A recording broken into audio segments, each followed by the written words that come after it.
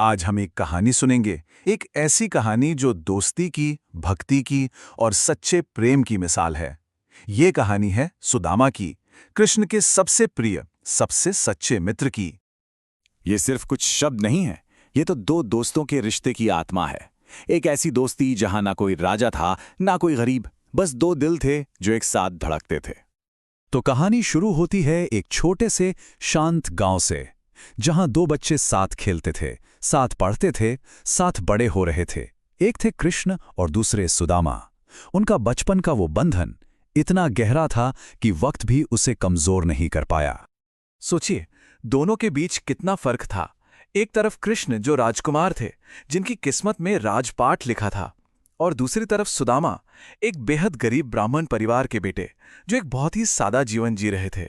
लेकिन उनकी दोस्ती के आगे ये सारे फर्क बेमानी थे।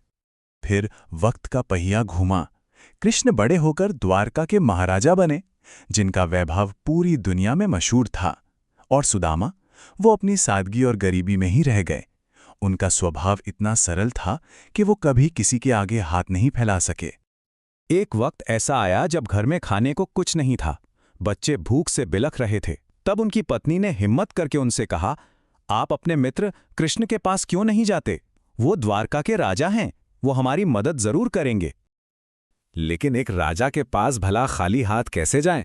घर में देने लायक था ही क्या, सिवाय मुट्ठी भर चिवड़े के, यानी पोहे के। उसी को एक फटे पुराने कपड़े में बांधकर सुदामा ने उसे ही अपने दोस्त के लिए सबसे बड़ा तोहफा मान लिया। और बस सुदामा निकल पड़े एक लंबी, बहुत लंबी यात्रा पर। वो पैदल ही चलते रहे, कभी घने जंगलों से तो कभी उफनती नदियों को पार करते हुए। उनका सहारा थी तो बस कृष्ण के साथ बिताए बचपन की मीठी यादें। पर पूरी यात्रा में उनके मन में बस एक ही सवाल, एक ही डर घूमता रहा। इतने साल गुजर गए, क्या द्वारका के राजा कृष्ण को अपना ये गरीब दोस्त याद भी होगा? क्या वो मुझे पहचानेंगे? आखिरकार वो द्वारका पहुंचे। अरे, महल तो जैसे सोने का बना हो, सूरज की तरह चमक रहा था। उसे देखकर सुदामा और भी सहम गए। कहाँ वो आलीशान महल और कहाँ वो फटे पुराने कपड़ों में। वो दरवाजे पर ही झिझक कर खड़े हो गए। सुदामा दरवाजे पर सहमे से खड़े थे कि तभी अंदर से राजा कृष्ण ने उन्हें देख लिया। एक पल में ही उन्होंने अपने बचपन के दोस्त को पहचान लिया। और जानते हैं कृष्ण ने क्या किया? उन्होंने एक पल भी नहीं सोचा, अपना राजमुकुट उतारकर जमीन पर रख दिया। दोस्ती के आगे राजपाट की क्या बिसा।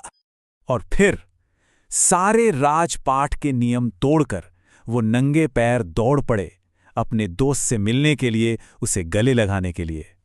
वो सिर्फ एक मुलाकात नहीं थी, नहीं, वो तो जैसे दो बिछड़ी हुई आत्माओं का मिलन था। जैसे एक हिस्सा अपने दूसरे हिस्से के पास लौट आया हो। महल के अंदर का नजारा देखकर तो सुदामा और भी सकुचा गए। कृष्ण ने तो उन्हें अपने आंसुओं से पैर धोकर सिंहासन पर बिठा दिया, पर सुदामा अपनी वो छोटी सी पोटली छिपाने की कोशिश कर रहे थे। उन्हें शर्म आ रही थी। पोहा यानी चिवड़ा, कितना साधारण सा खाना है ना? कोई शाही पकवान नहीं, बस एक गरीब दोस्त का निस्वार्थ प्रेम। लेकिन कृष्ण तो सब जानते थे। उन्होंने बड़े प्यार से वो पोटली सुदामा के हाथ से ले ली और उनकी आंखों में खुशी के आंसू थे। उन्होंने उस पोहे को ऐसे खाया जैसे दुनिया की सबसे कीमती, सबसे स्वादिष्ट चीज खा रहे हों। क्यों?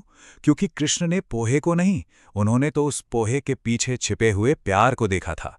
उनके लिए तोहफे की नहीं, तोहफा देने वाले के दिल की कीमत थी। सुदामा इतने खुश थे, इतने आनंदित थे कि वो भूल ही गए कि वो किस लिए आए थे। उन्होंने कृष्ण से कुछ भी नहीं मांगा और बस उनका आशीर्वाद लेकर अपने गांव वापस चल दिए। लेकिन कृष्ण को कुछ कहने की जरूरत ही कहाँ थी। जब सुदामा अपने गांव वापस पहुंचे तो अपनी आंखों पर यकीन नहीं कर पाए। जहां उनकी टूटी फूटी झोपड़ी थी, वहां अब सोने का महल खड़ा था, जो दिव्य रोशनी से चमक रहा था। कृष्ण तो अंतर्यामी हैं, वो दिल की बात बिना कहे ही सुन लेते हैं। उन्होंने अपने दोस्त की वो खामोश प्रार्थना सुन ली थी और बिना मांगे ही सब कुछ दे दिया था, बल्कि उससे कहीं ज्यादा दे दिया था। तो यही है सच्ची दोस्ती का असली मतलब। इसमें मांगने की कोई जगह नहीं होती, न दौलत की, न उम्मीदों की। इसमें सिर्फ और सिर्फ निस्वार्थ प्रेम होता है। ये कहानी हमें एक बहुत गहरे सवाल के साथ छोड़ जाती है। किसी भी तोहफे की असली कीमत क्या होती है? क्या वो जो हम चुकाते हैं, या वो प्यार, वो भावना जो हम उसमें मिलाते हैं? सुदामा और कृष्ण की ये कहानी इसका सबसे खूबसूरत जवाब है।